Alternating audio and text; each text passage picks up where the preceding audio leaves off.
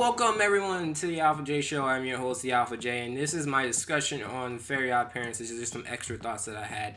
Extra thoughts? You already did this for 35 minutes, but nope. There is so much more that I haven't talked about yet.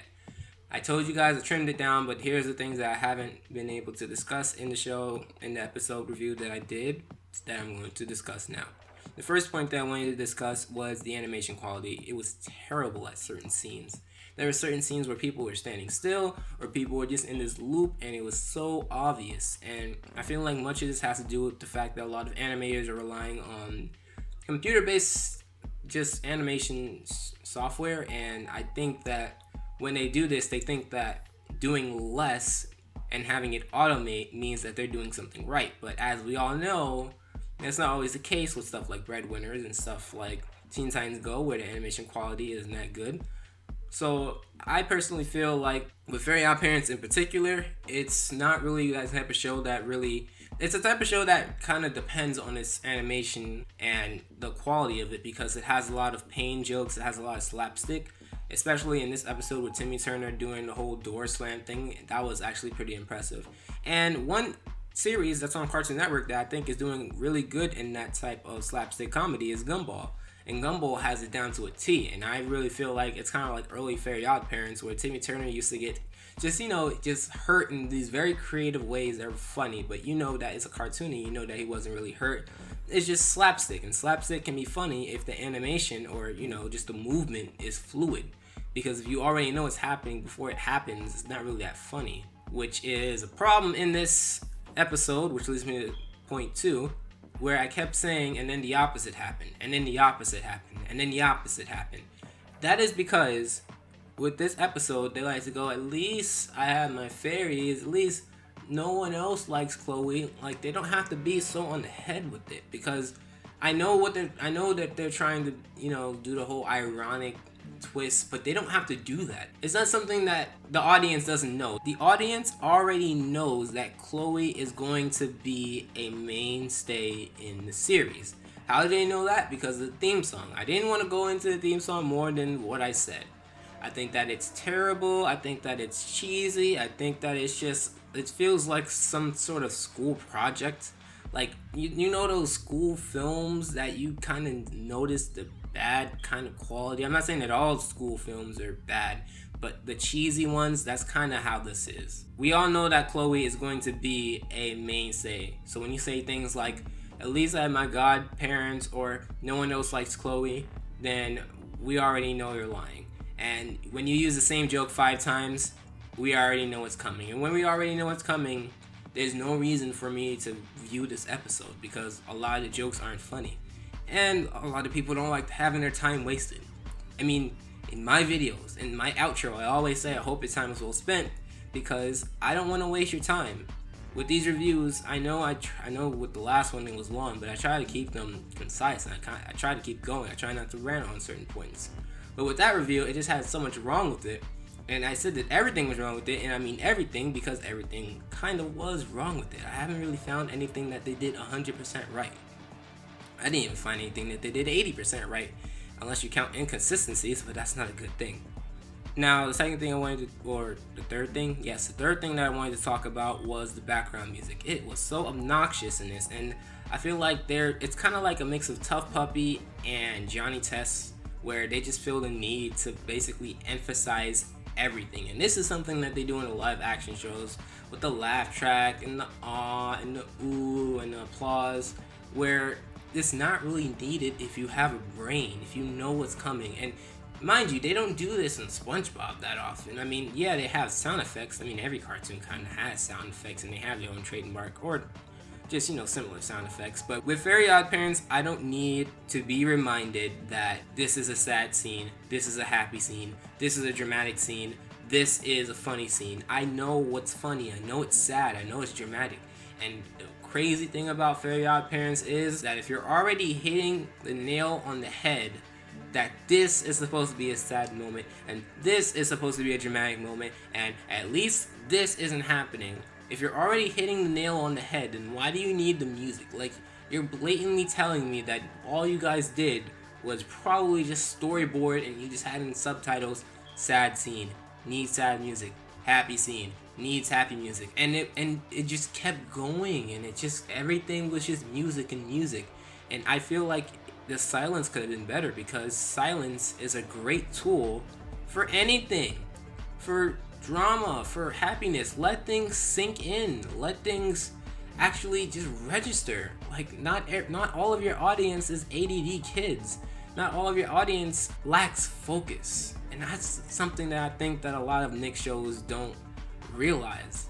I can focus on a plot. I can focus on stuff like that, and some kids can too. If you put up these cartoons where all they do is do hyperactive stuff, and then you wonder why your kids are doing hyperactive stuff, it's because they're showing hyperactive stuff as being good.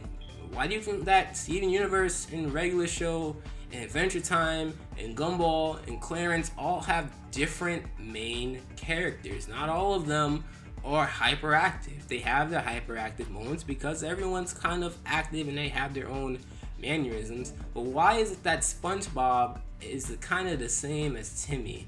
Why is it that all of the main characters and all the Dan Snyder shows have to be somewhat similar in some way? You're probably going to be like, oh Jay, you're talking out of your butt. SpongeBob is not the same as Timmy. What I mean by that is, why is it that he went through such a major transformation after the creator left? Butch Hartman left to do Tough Puppy, if I'm not mistaken. He left to do Tough Puppy, and it's kind of weird how this happens, because Tough Puppy isn't bad, but it has the new Nickelodeon mannerisms where everything is just so cheesy, and every joke and every subtle running gag. I don't care about lemon squares and coupons. You don't have to push in the joke about that. But apparently in Fairly Oddparents, a new one, they feel like that's the type of comedy. And another thing I wanted to point out was that the new Fairly Oddparents is under a different studio. It's not under the Frederator Studios. And by the way, I noticed that the Frederator Studios actually has a YouTube channel. I think it's a YouTube network. That's actually pretty interesting. I did not know that Frederator Studios was the same as Channel Frederator. I know, couldn't make the connection. But I can make the connection that Fairly Oddparents is doing a lot wrong. My fourth point is the modern stuff that's been happening in Fairly Oddparents. All the selfie, cray-cray, smartphone stuff that happens in the show. Now, I'm not 80 years old, okay? I know that they want to integrate this into their cartoons and make it seem like a normal thing. I understand that, but when you hammer stuff like this and you make it seem so unrealistic, all I think of is you're just trying to pander to me. You're trying to make yourself seem cool when you're already cool by doing what you did before you add smartphones and before you added all this stuff. How do I know this? The way that they're approaching this, their execution of this is very horrible, because it gives off the impression, oh look, I have a smartphone. Hey look, Cosmo has a smartphone. Isn't he so cool? No, that's not what makes Cosmo cool. And Cosmo is not cool. Just like how Timmy is not cool. Just like how Wanda is not cool. They're not cool, and that's perfectly okay. Not all of your main characters have to be cool. They just have to have depth. They have to be unique. They have to be just life. They have to be human. And I said in there that a good character is human. Now you might say, oh, well, there's Mark Chain and there's insert non-human character here. What I'm talking about is human characters. Human characters are great characters when they're human. Because when they're not human and you focus on one thing, then they're only known for that one thing. And you can point out any person in the world. They are not known for one thing and one thing only. I know what you're saying. What about X celebrity? What about Y celebrity? Yeah, but you can point out you can point out more than one adjective about them. They're not known for one adjective, okay? And if they are, like, there's some sort of mental disease or something with it. A functioning human being with depth does not have one adjective and one adjective only. Which leads me to the whole Chloe thing and why I think that was the worst idea I've ever seen in any modern Nickelodeon show. Chloe makes her own bad mistakes. So why would they give her Fairly Oddparents if she's the one who's making her life miserable? Shouldn't her parents' job be, like, where were her parents when she pulled this giant stick out of the monster's foot, now that I think about it? Where were her parents when she did all of these other terrible things that we haven't seen yet? Because as far as I'm concerned, she's doing all this horrible things. And where were her parents when she, like, just knocked Jordan out? Like, she flipped him. Like, were her parents even home? Like, were her parents even around? Or was she just left alone? She had a petting zoo in her backyard or something? Where were her parents during all of this? This is what I'm talking about. These are the inconsistencies. And that leads, and before I talk about that whole Chloe thing, because I have a lot to talk about that, let me just point out this. In this episode, of the two big inconsistencies in this episode, with the first one being, why does Chloe need fairy godparents? And the second one being Wanda telling Timmy that he can't unwish Chloe's wish. Why do they feel the need to focus in on the face of the person who's saying that? Why are you focusing on the inconsistency? I know what they're doing, and the thing about it is that I don't know if it's because I went to film school, but you don't want to focus on these inconsistencies because it points out the plot holes in your story. It's logical. They do this twice. They focus in on Timmy when he says, why does she even need fairies? They focus in on Wanda when she says it's against the rules, but they're lies. They're blatantly telling you, hey, we know it says this, but we're not doing it that way because we know that you're not going to do anything about it. And I'm not going to do anything about it because I'm not going to boycott the show, and I'm not going to do a lot of extra work to get it off air. Like, if I were ever to do a would I reboot Fairly Oddparents if it actually did go off air again, I'd say no, even if they had the original cast, because this show just doesn't need to go on any further. I can name 100 plots for this episode that I think it would do spectacular at, but this show needs to go because it's just not going to do well, because they're going down a road that Johnny Test has went down, where they don't care about the quality and it feels like they're just filling out episodes just to meet the status quota. And don't bring up the fact that SpongeBob was renewed after the third season when it was supposed to end. That's different, because with Fairly Oddparents, they're bringing in modern stuff. They're doing this on purpose. Even with the bad episodes of SpongeBob, you can at least say that they don't bring in like, what was so modern about A Pal for Gary, One Course Meal with a Splinter? There was nothing modern about that. The reason it was bad was because of the characters. But with this, the reason that it's bad is because Nickelodeon wants the show to be like this, and they're doing it like this. And this is the type of stuff that we don't like, because in the live action shows, and we don't like the live action shows because they do all those little Nick mannerisms and all the Nick techniques and that Nickelodeon style that is bringing them down, which is why I said when SpongeBob goes down, Nickelodeon is going downhill. Unless they bring up some cartoon and people say, hey, Harvey Beaks isn't that bad. But you see, here's the problem with Harvey Beaks. It's on a network that is known for bad cartoons. And I don't know if I said this before, but for Nickelodeon to come back up, it's going to have to sacrifice some good cartoons on its way up. What I mean by this is that Harvey Beaks is going to be underrated because no one wants to watch Harvey Beaks, because no one wants to watch Nickelodeon for cartoons, because Nickelodeon is not the cartoon leader anymore.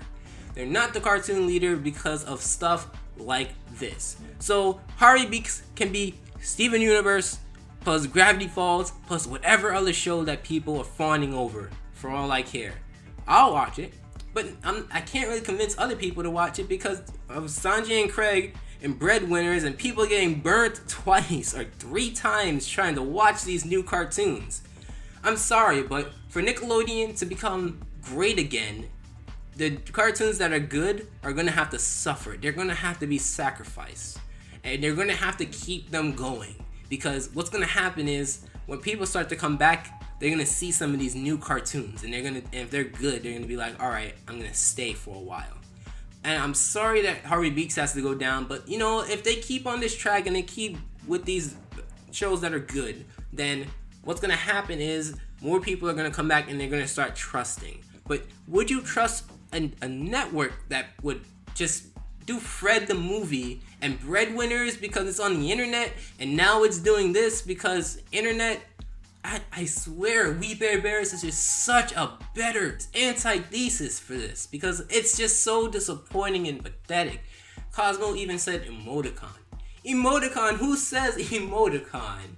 Like, you don't need to point out that you're using something. Like, does any of your friends come up to you and go, "Ooh, I have a smartphone," and just scroll obnoxiously to the side to show you that it has a scroll? Like, gee, yeah, touchscreens. My brother is using a tablet right now. He could care less about the advancement of the touchscreen. And he's 5, which is probably the audience that you're trying to pander to. So if he doesn't care about touchscreens and how beautiful and how amazing and how grateful we should be to have smartphones, then why should anyone else care? Because as far as I'm concerned, aren't kids impressionable, and you're trying to impress them by using technology that they already know and they don't really take into awe about how great it is? With the Chloe thing, she makes her own mistakes. This is like, I don't know if this is like the greatest loophole in history of Fairly Oddparents or the stupidest idea in Fairly Oddparents, but if it's that easy to get a fairy in that universe, like just mess up your life and a fairy will come, that has to be the stupidest system ever. Like, that means that I can just screw up my life, do a whole bunch of terrible things, and if I'm good intentioned, then I can get a fairy. And with Chloe, I don't understand, and a small thing, I don't know what her accent is. Sometimes she strays on like the English Australian side, and sometimes she's on the English side. I don't know. And it's kind of weird because with the voice acting in this show, it's kind of lacking. Like I said, when Jorgen lifted up the manhandle and you saw the little mole rats, Tara screamed like a girl. A girl. Timmy is not a girl. And even if you were trying to go for the whole, well, you're trying to make it clear that Timmy's a coward by trying to scream like a girl, there's a way to make a boy character scream in a feminine way. And it's not just scream like a girl. I know this probably isn't even Tara's fault. She's probably just a bystander in all this. And I really feel bad because they're with her, two of her most popular characters on television right now are getting bashed. It's a great thing that the Powerpuff Girls is coming back, because if that tanks too, and I don't think it is going to tank, but if that tanks too, dang, because Tara is so talented and she has to deal with 2 shows that are just not good. It's just so stupid that they think that that's her segue into being in the cast. She makes mistakes too, but she makes mistakes of her own will. Her parents probably love her for all I know. But with people like Remy, Bucks-a-Punty, and Timmy, their parents do not love them, okay? They're neglectful. In Timmy's case, they leave him with a babysitter that can kill him. And that's the reason why he has fairies. He doesn't have fairies because he makes mistakes. He makes mistakes with his fairies, but he learns, okay? That's why we like Timmy. We don't need to like Chloe if she learns at the end, because she's perfect and she's written to be perfect, so her perfect idea won't work because you're writing for it not to work. The whole reason why Fairly Oddparents is so great is because when Timmy wishes for it, he's wishing for it in short term, so you're not, sometimes you don't even know that it's not gonna work. But then you think, oh, see, now if we thought about that, then yeah, that's how the show works. But with Chloe saying, I wish everyone would share everything, it doesn't take that long to realize sharing everything is actually not the best idea. So I guess before I go, let me just say this last point. I don't know how the fairy wand filter works because it hasn't really been explained in the series, but I guess I thought it went through a filter, and I thought it went through rules and some sort of like search engine-esque just filter system, but apparently it does not. You can just wish away Fridays. For all the mothers, grandmothers, great-great-grandmothers, and any girl who's a mother, and if they're born on Friday, they're not born, and then their children are not born, which means that they don't give their seed to a mother, and then it's just so much. Like, that No Fridays wish was stupid, and I don't understand how it was able to get passed. That shouldn't have gotten passed. Why is that particular one got passed, but like stuff like, I wish Trixie would fall in love with me, I wish Vicky would go away, or I wish someone was dead, why isn't that passed? But I think it's a really stupid rule book where you are basically saying, hey, if it's not in the rules, we'll allow it, even if it sounds stupid. Because My only guess is that the No Fridays thing wasn't in the rule book, but why wouldn't you cover your bases before someone takes it? Everything that they did wrong. The music, the animation quality, the story, the characters, everything they did wrong. And the craziest thing is that I'm already clocking in at 23 minutes on Audacity. I should not be able to produce an hour's worth of content for a video like this and 80 to 90% of it be bad. You're better than this, Fairy Odd Parents. You're so much better than this, and I'm probably sure you're in my top 3. You really need to change something here. Something needs to change. Either you need to get off air, or you need to change back to at least season 7 format, because this is terrible. But before I go, I should probably say that Viacom tried to block me worldwide. If you followed me on Twitter, I posted that I submitted a dispute for it. So that means that there is no restriction on the video now. But what I am going to do is I'm going to render out another version of the video. So if you see if you see it go down, I'm going to upload the alternate version where it might not be caught by the bot, because I'm going to rotate it a little bit. So if the video goes down, trust me, I know, because I have to deal with this. Viacom tried blocking it worldwide because of a little clip in it, and I don't think it's because they watched it. I just think that it's because it's a new cartoon episode, or it's newish. So I think that I think that a lot of companies, especially in the animation part, they like to block newer episodes because they want all people to watch that particular episode on TV, where all the ads are. Next week, if I'm not mistaken, one of these episodes are gonna be next week. It's either gonna be fish hooks. I'm gonna be doing 2 fish hooks ones. I'm gonna be doing a How I'd Write fish hooks, and I'm gonna be doing a regular review episode for it. And I'm also gonna be doing 2 Teen Titans Go ones, because I kind of want to get the negatives out the way for April, because April is gonna be focused on good, lots of positives. So I'm trying to get all these episodes out of the way that are negative. So I hope your time was well spent on this 20+ minute review, extra discussion. So, Alpha, out.